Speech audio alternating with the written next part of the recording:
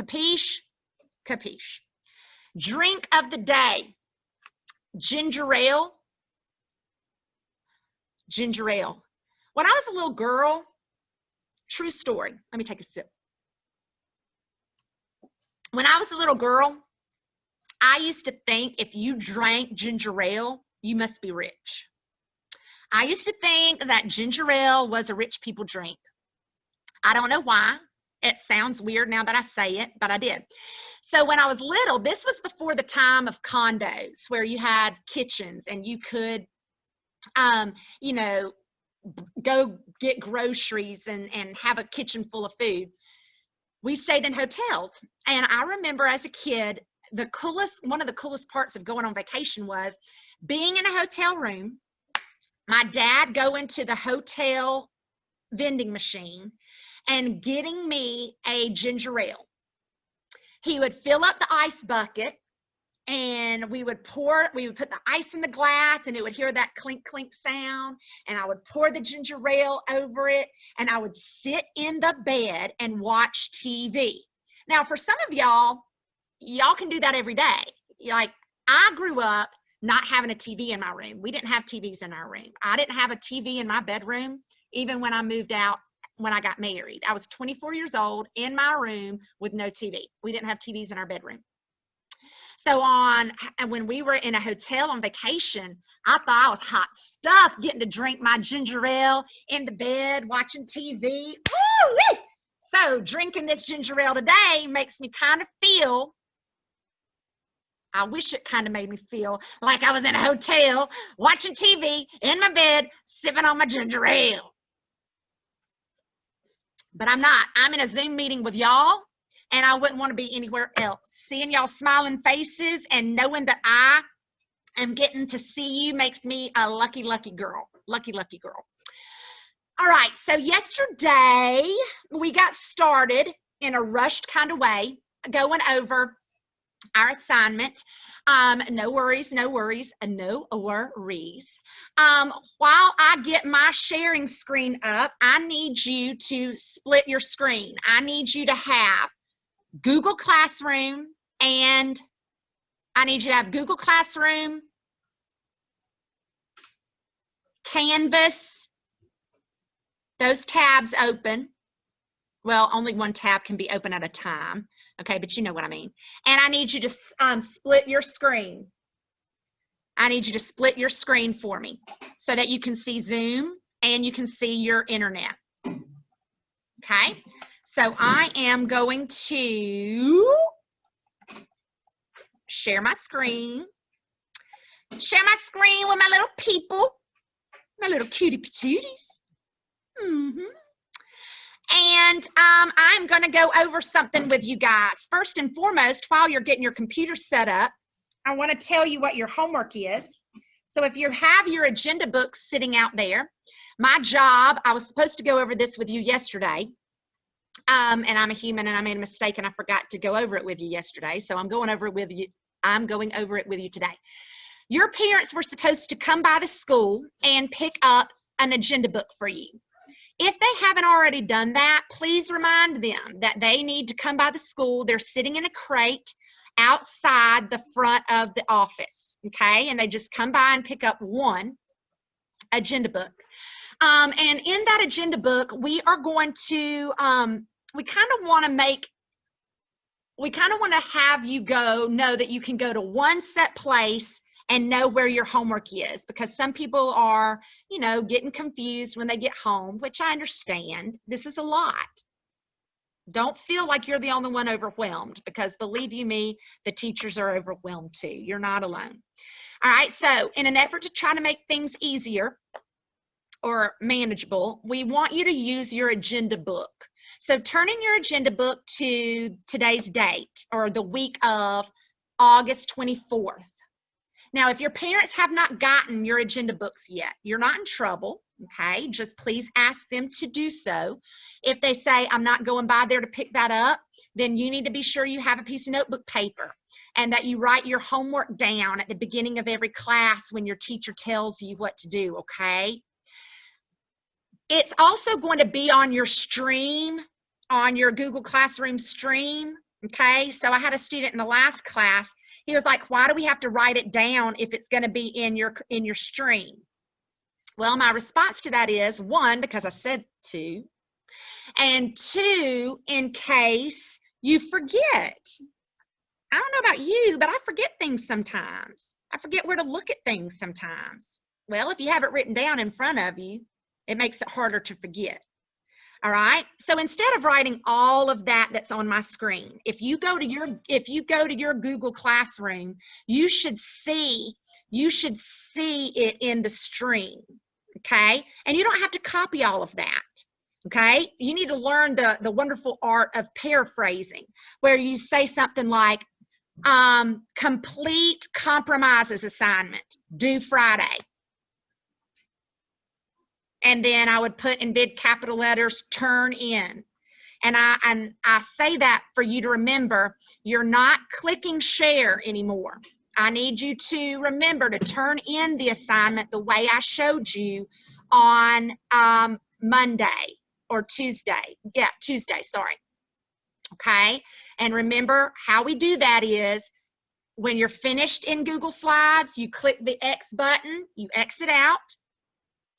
You go back to your Google Classroom, click on classwork, view assignment, and then you hit turn in 2 times. So don't forget that, because it'll show as though it's missing. And I turned off my email notifications for assignments, and it's going to be your responsibility to let me know. You know, because I'm going to assume if it's not showing up as turned in, then I'm going to assume you didn't do your work. All right, so the rest of your assignment is due on Friday. Tomorrow is your St. Elmo Day. That's why it's not due tomorrow. I'm going to go over how to do the very first one. We're going to go over it. And you may be saying, but Ms. Bray, I submitted it to you already. That's fine. I'm going to show you how to unsubmit your work. No big deal. No worries. Okay. But first things first, if you click on your classwork, so I'm going to go over here. Y'all are Lindblad. Most of y'all are. I'm going to go over here to classwork. You should see right here, Civil War check, quick check number 1. Don't click it yet. I want to go over something with you guys. I give things called quick checks. They are not tests. I repeat, they are not tests. I don't know about you, but I get anxiety when I hear that I have a test, okay? Is it a graded assignment? Yes, it is, but it is not a test. I just need to know how we're doing. It's kind of like a temperature check. It's kind of like a way for me to check in and see, okay, this kid is paying attention. Okay, this kid is doing what they're supposed to be doing. Okay, we're rocking and rolling. This is going well. All right, so it is not a test. I repeat, it is not a test. Okay, so do not panic. Ms. Bray is giving me a test and she didn't tell me in advance. I would never do that to you guys. Never in a million years would I ever give you a pop test without me giving you plenty of time in advance to know. I would never do that to you. Oh, I didn't study. Well, if you're paying attention in class, you shouldn't have to study. Okay, so I promise this assignment is not set up in any way, shape, or form to trick you like at all. It's multiple choice, and if you paid attention in class, you should be good to go. Okay, there's no dates or anything like that. Like I said, it's not set up to make you do poorly or anything. All right, so you're going to click on Civil War Quick Check 1. Now, I can't open it because I have it set to where you're not able to open up other tabs to look up answers, keeping y'all from trying to cheat, which I know you never would. But anyway, since I'm not there and I can't see your screen, I have it set to where your screen is going to be locked to where you can't go to other websites, okay? Because I don't have a Chromebook, I can't access it once I created it. When you open it, it's going to say that it's a quiz. It is not a quiz. That's just what, like Google calls it Google Slides or Google Docs. It calls it Google Quizzes, but it's not a quiz. So rest assured, it is not a test, okay? The number one question tells you to type in your first and last name. Okay, so it'll be very important that you put your first and last name. And then you're going to have 5 multiple choice questions. One of the questions has more than one answer to it. So you will need to click 2 answers on one of the questions.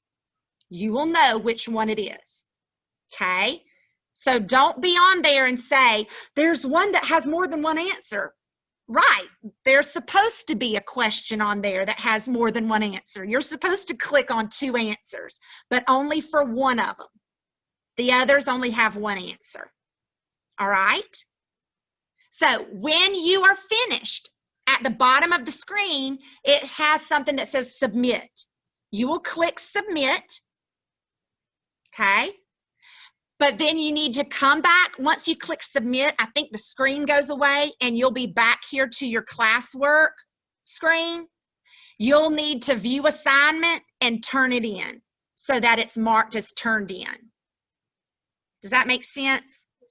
You don't have all class period to do this, okay? You're setting a timer on us? No. But I know that there's only 5 questions. And I know that you should be able to be done with it in about 5 minutes. That's 1 minute per question, and you shouldn't have to use that much time anyway. All right? All right, so click on, you can either click the link or you can click the rectangle, and it's going to take you to your assignment. I'm going to stop sharing my screen so that I can see all of you. If you have a question, all you have to do is send me a private chat. I have it set up to where you can chat with me, but only send me a chat that is relevant to, like don't just tell me, ooh, I like your shirt. You can do that after class, but not during an assignment, okay? All right, go for it.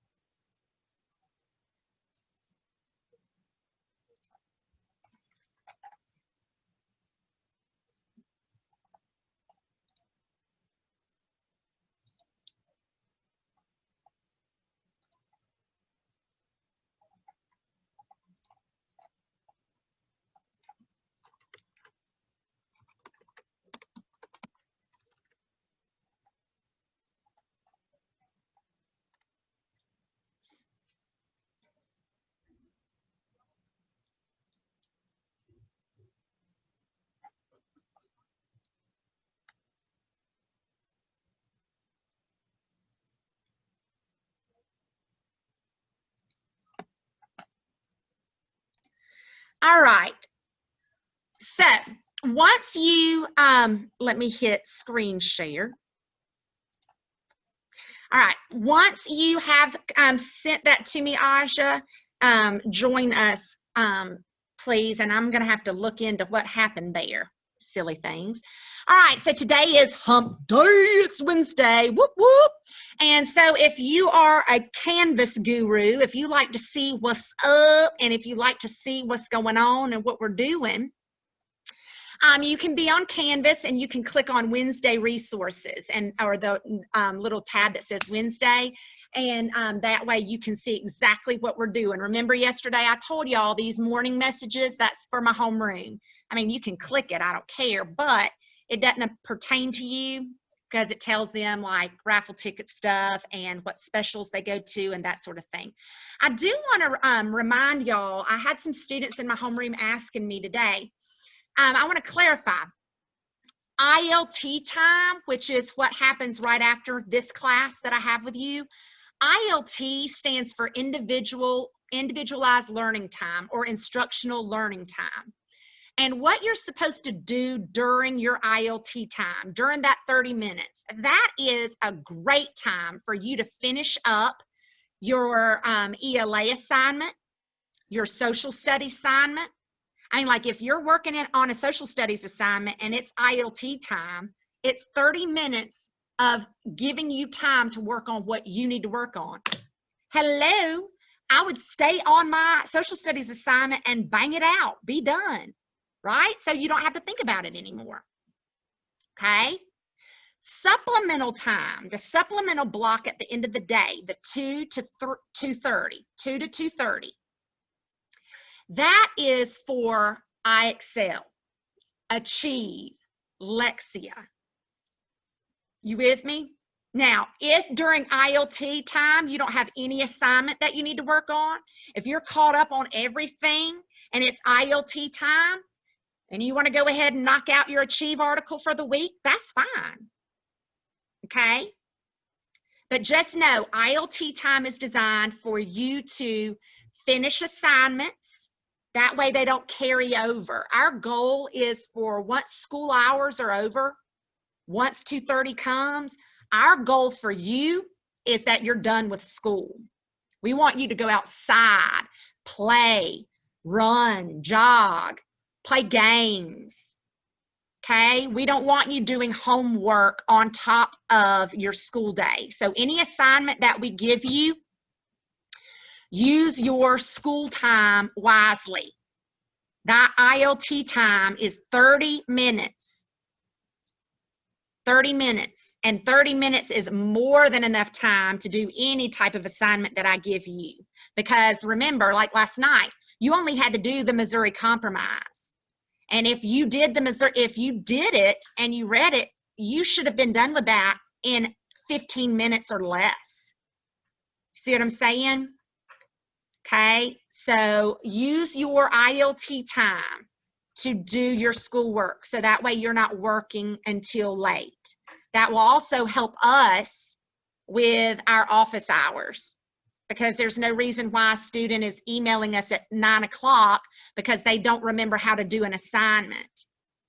That's why you need to be doing it during your ILT time, using your time wisely.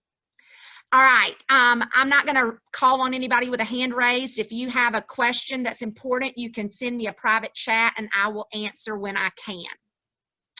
All right, we are going to watch a Fort Sumter video, okay? So let's kind of refresh our memory about a little of what we talked about yesterday. So Fort Sumter was a fort like Fort Benning, like we have Fort Benning, right? Fort Sumter was a fort off the coast of South Carolina. And remember, South Carolina was the first state to secede, right? So we're going to watch a video about Fort Sumter and then we're going to talk. Fort Sumter, the American Civil War, 1861. Back in 1812, America was drawn into the war between Britain and France. You want me to put it on up here? After the war ended in 1815, the United States had...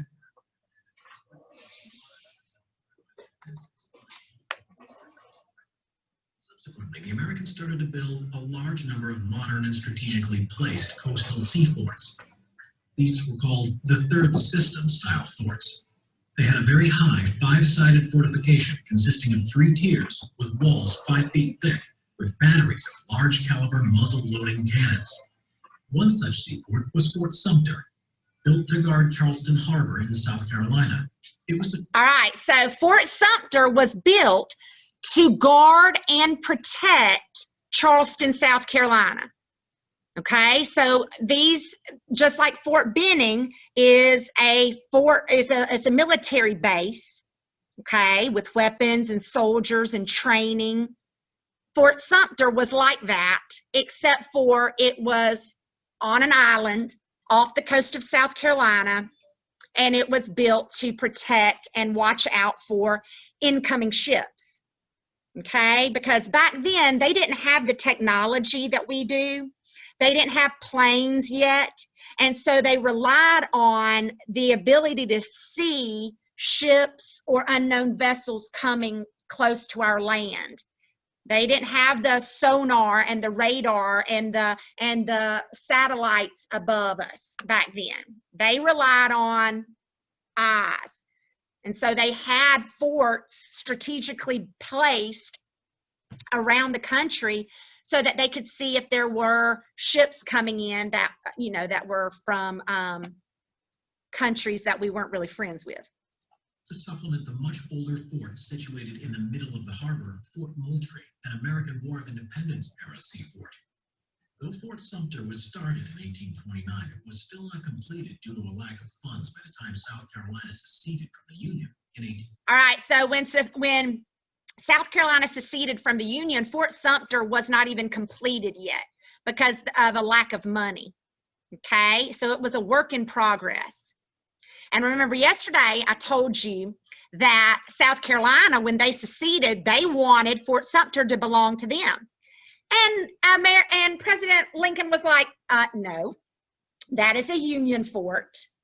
And the Confederacy was like, but wait a minute, it's off the coast of South Carolina. We are South Carolina and we have seceded or left the Union.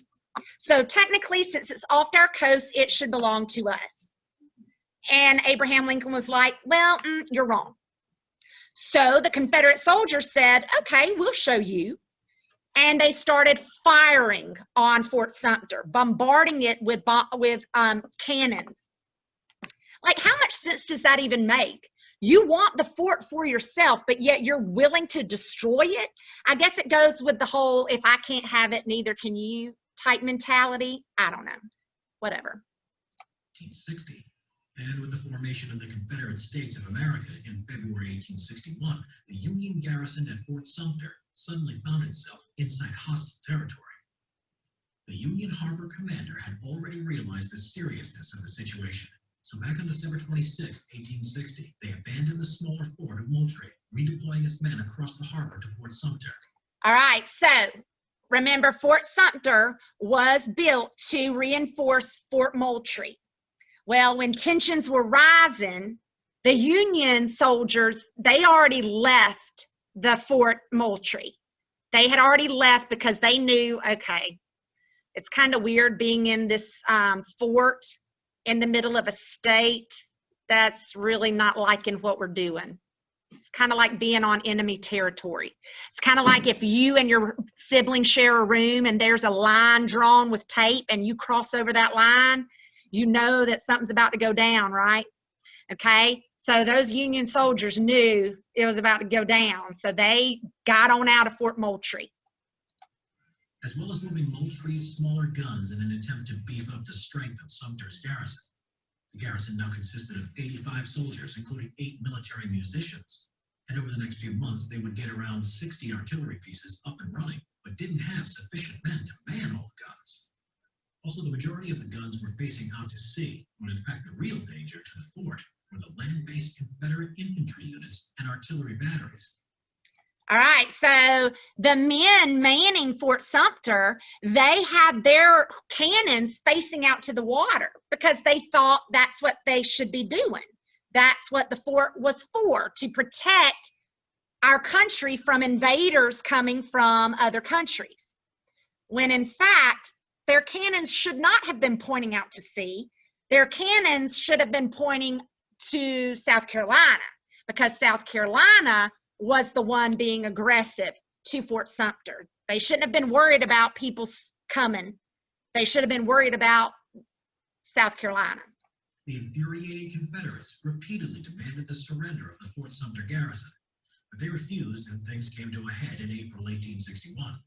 The situation for the fort had become critical when it was realized it would run out of food by the 15th of April. An earlier attempt to resupply the fort by sea back in January had failed, having been driven off by gunfire by cadets from the local military college of South Carolina. All right, so look, this is why war is so, it makes no sense. You don't solve problems with weapons. Anyway, so if you noticed about 20 seconds ago, it showed salt beef. And they were running low. They were running low on supplies. And people were living in this fort.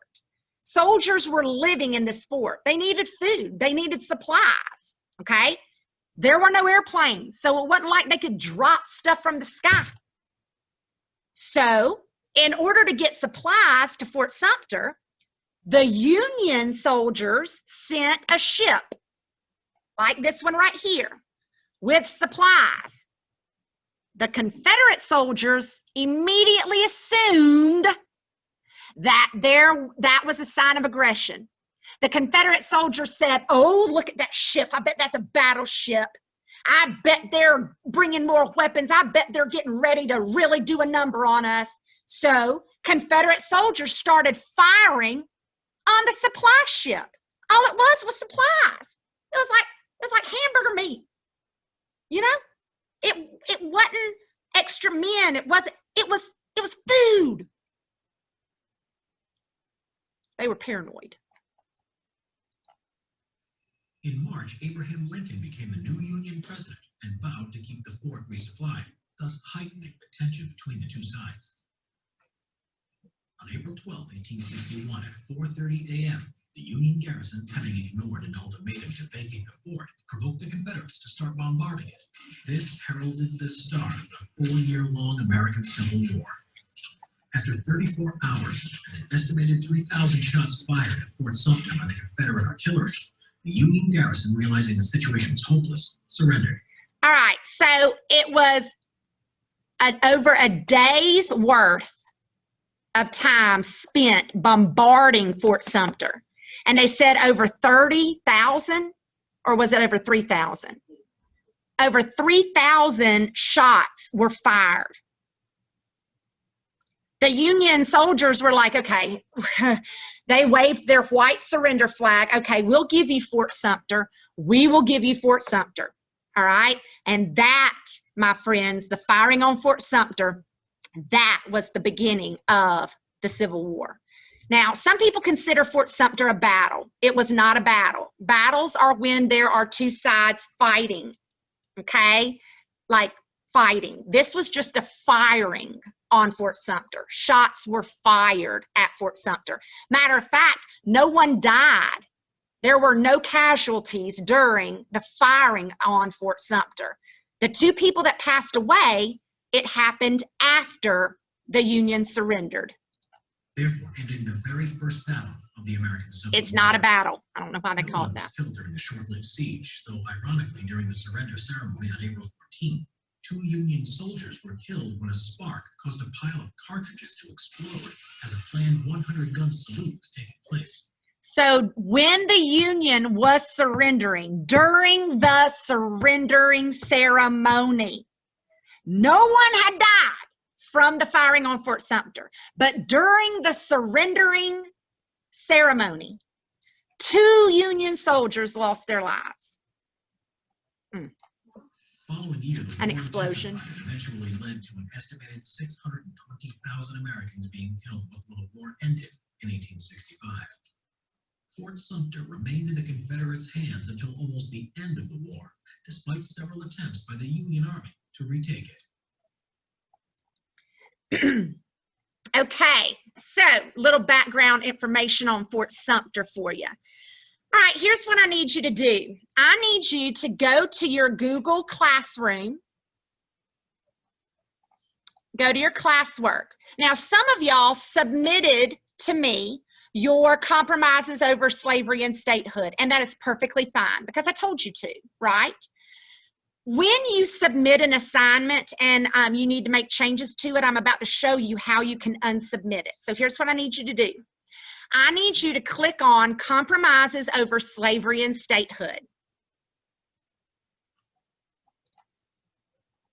You're going to click on view assignment. So see, 14 of you did what you were supposed to and turned it in. 10 people, it still says didn't do it. So either you did not do your assignment or you forgot to turn it into me. Guys, you've got to remember, you've got to turn in your assignments, okay? So for those 14 of you that already turned it in, this is what you're going to do. For the 14 that clicked the turn in button, you'll click view assignment, and then where you normally would see turn in, you should see the word unsubmit. Click unsubmit.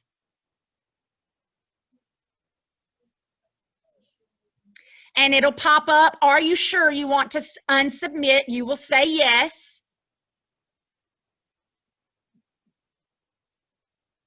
Allie, does the assignment then pop up?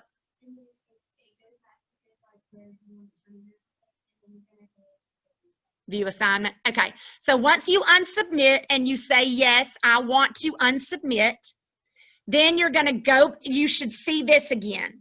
Now yours won't look exactly like mine, but you should then be able to click on your assignment. Okay. Now I want to, some people were saying it's too small. I can't see. There is a magnifying glass right there, my people. And you can zoom in as big as you need to. Okay. Now, the assignment said to click on the map. It'll take you to your assignment. Okay. It'll take you to a website, sorry, that you were supposed to read up on the Missouri Compromise. And then in the box, you're supposed to describe why the compromise was reached and what it did. So I want to model really quick because it's almost time to go. It really is time to go, but I need to do this real quick so that you can do the other two by Friday. I want to model for you what your response should look like. Yours don't have to be word for word what mine is because you're 10 and I'm 42 and I write like a 42-year-old and you write like a 10-year-old. Okay, so if you don't use the same words as me, that's totally fine as long as your answer means what mine does. Okay, so the first part says describe why the compromise was reached. So I would say the compromise was reached because